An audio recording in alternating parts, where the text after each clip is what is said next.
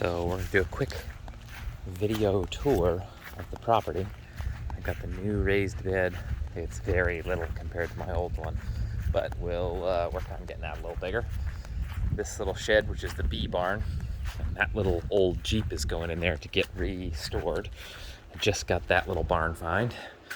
This is where the big barn is, where the tractor is staying right now. Oh, I still have to do the review of the tractor. This is where the grapple for it is, and this is where I'll keep my little, probably zero turn or something like that to mow. So it's just the bay on the outside of the barn. Inside the barn there are 5 stalls for horses, 4 on this back side, which has a breakaway run on the back there, and then the 5th stall's there, and overhead this is the tack room. This is where I was keeping the little baby birds. There's a secondary room over here. It's huge.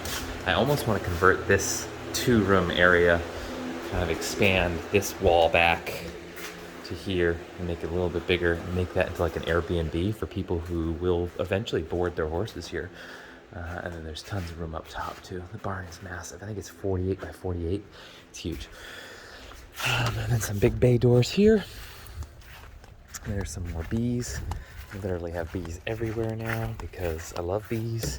This is the bay on this end.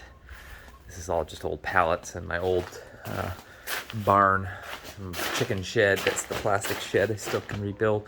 And that's that garage bay there. But all the horse stalls come back in here. I have an extension cord because I just moved the baby chickens outdoors. So these big bees are doing great. You can see they're swarming like crazy, having a great time. This, which was a foaling stall, became the new chicken house. Hey girls. So they've been living in here, which is huge, and they go out into one of 2 paddocks because they're spoiled rotten chickens. And this big paddock here is separated from the other one. It looks just like it, and they have a little entryway into here, which were 2 dog kennels side by side. So let's go look at those real quick. And oh yeah, they're chasing me. They want snacks. Get out of here, you beggars. And look at the cuteness in here. The little baby birds. Even though it's nice and warm out, it's probably 82 degrees outside, they still think that sitting by the heat light is the best thing to do. Ooh, getting a little excited. Wow, these birds are loud. But yeah, they have their own little fenced in chicky area. Happy as clams. And that's what it's like to be a baby chicken here. You get to live the dream life. Hi girls, I know. You all want to be part of this. And then I have another one over here, this dog kennel. Obviously our dogs don't stay in the house. Don't stay in the kennel, they stay in the house. So there's the chicken paddock. They have full access to that. They've been keeping the weeds at bay for me over there. And then there's this paddock, which the dogs love to run around this every day when I take lunch. They come running through and trot around that one. This paddock over here has its own little entrance and is separated from the rest.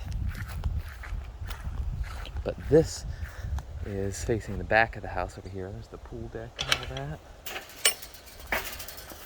So this gate allows me to come into here. This paddock is a little bit more wooded and has a little bit better shade coverage. Faces the back of the house, the fire pit, the little pool, and the entire lot is completely fenced in. So I have just under 4 acres. I think it's 3.91 or something like that, which is a real shame that they didn't get that extra 0.9 of an acre to make it full. These bricks over here will all be used inside this old carport. I'm going to get corrugated plastic, greenhouse plastic for it, and convert that into a greenhouse in the next few months. So that's a huge project on my list of to-dos. And I gotta clean this paddock up with the tractor. That paddock there and this seems to be a runoff channel. You can kind of see where this water comes through here. I'm gonna dig this a little bit more aggressively and then slope it so that water runs more naturally toward this end point, because there's a little kind of, I guess it's like a water like drainage ditch, but I guess it moves, so it's kind of like a stream. I don't know. Some aquatic engineer probably knows that naming better than I do. But you can see down in there is the water. It actually goes behind my neighbor's house off into the thicket back there. So that is this little runoff. That's my papyrus. I got to drop down in there. Have some extra gates, and this little bridge here leads to the front lot. Now I'm going to build an arbor that kind of arches over the top, and I have all those grapes tangled up there that I'll untangle and let grow up it. I have grapes on all four corners. This front half lot was used for just trails for their horses, so I'm going to make an effort to make this into walking trails. I've already planted all of my trees. There's one of my huge myrtles. It's about 15 feet tall, maybe a little bit more. And the other one has not sprung back yet. A couple of them are taking a little bit more time. The redbud is not doing that great, so hopefully that comes back. Some other bushes are planted along the edge here, but there are little trails in a couple different directions. There's some flat stones over there, flagstones, and some more myrtles, the red maple planted. So there's all sorts of plants that I've already started putting out here, but in an attempt to build it out as ridiculously as possible, because everything I do is ridiculous. This drainage ditch here that goes between me and the neighbor leads down to that little streamy brook drainage thing down there, and I decided I wanted to divert some of that water. This front lot rolls this way toward that drainage ditch, so I'm actually digging a pond over there, and I'm using the material to flatten this side of the lot out so that the water gets caught and kept in the lot. I'm building a huge pond in order to capture as much as possible. So I have some fill that I have to put in over there. I lost a swarm trap. One fell down. Those bees luckily weren't in there. I called 811 Dig Safe. Made sure that I wasn't digging any utility lines, because if you're ever digging, call 811. They'll make sure you don't mess anything up. As you can see, I already hit water at the bottom of this. It's got quite a bit in there. It's probably about 6.5, 7 feet deep. And that's all done with that little Mahindra tractor. So this is the start of where I started doing it. And as I've been pulling this material out, this is going to be the deepest area, the backside. This will come around over here, and I'm not going to cut any trees down. So I'm going to keep all the groves as the outside edges. This edge originally was going to go up further, but because of the cable line that runs through there, it'll just kind of come up to here and then do a really strong gradient that'll allow it to kind of let that be river rock that kind of covers that. And then I'll use this cable line as the outside edge of the pond, where it'll have a gradient slope back down in. Originally, you can see that was my original plan, so I truncated it by like 12 feet on this side. So it's going to be a lot smaller, but by volume, it's still going to be enormous. So it's all that area there. That side, that drainage ditch that comes along the roadway there, and then comes back to that side of the lot. I'm going to actually put a culvert over there that drains into, this will be the first flush area of the pond here. So again, this is that gradient slope that allows the water to be pretty shallow here, and then it will be about where I'm standing now is about 2.5, 3 feet deep, maybe only 2.5 feet deep right here. And this I'll fill with crushed rock and aquatic plants, and then I'll leave a berm that will then have bigger rocks along that outside edge. It'll probably be over here somewhere.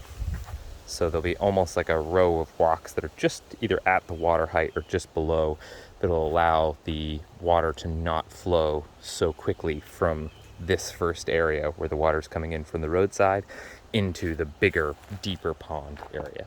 And that way I'll use the aquatic plants as a way to filter out anything that's coming into the pond.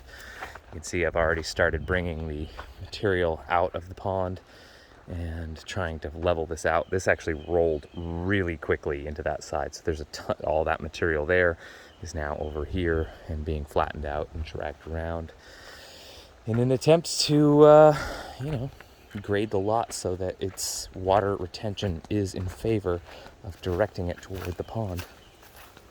This fencing I do have to put some wire meshing on, else my dogs can still get out of it.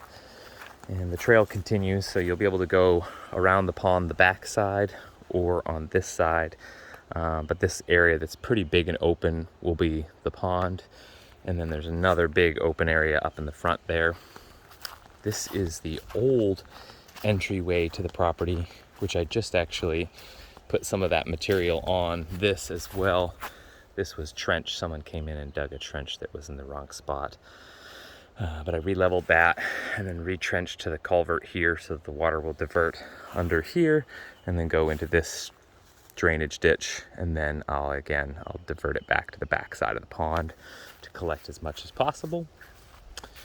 And then up on this side of the lot, got the pear trees. 2 of those guys I transplanted. The big one's probably, I would say, 25 feet tall or so. It's huge. These were some crazy transplant projects. Swarm traps are still attracting bees, but not swarms, so gotta work on that. Come on, guys. Get some friends here. The peaches are doing very well. Got tons of peaches on the peach tree. And that peach tree did nothing. And the plum tree doesn't look like it's doing anything. Got a couple of other plants on the front side. This is the road that they had cut in right before we moved in. So this is the new driveway. I have to get a gate put in here. And this lot, unfortunately, is not mine. That's the neighbor's. But we share pretty much everything. He's super cool. So gotta love that. Good neighbors are the best. But I will be, as you can see the land surveying marker there, I will be connecting this fence line all the way up through so it connects to the front side of the lot to keep the dogs in so I can completely let them run.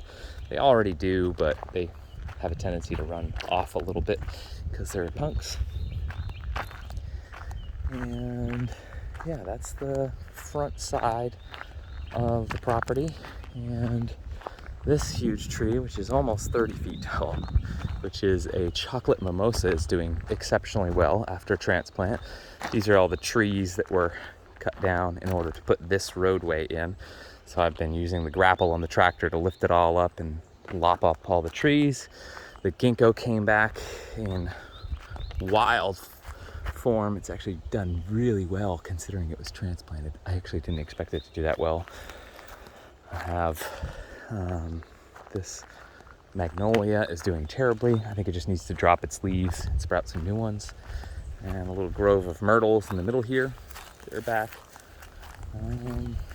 What else? That's the majority of it. You can see the utility lines, how they run. Still got some tarps I gotta clean up there. I had some soil I moved in. This is the power line as it runs in the property relative to the pond. And then the other one that they sprayed in was a cable company. They sprayed in their line. That comes right through here.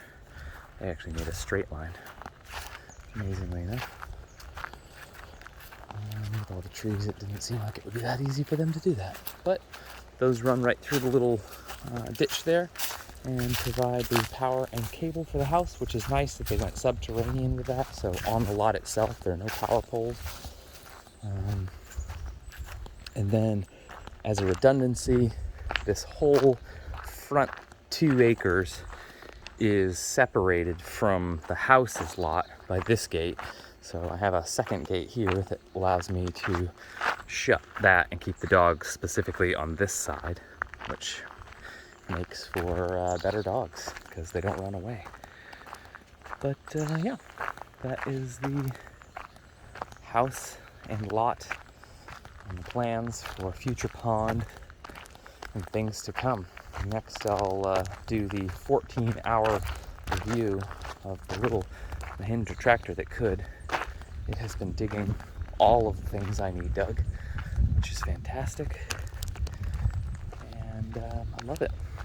Makes farm life a lot easier. So that is the new abode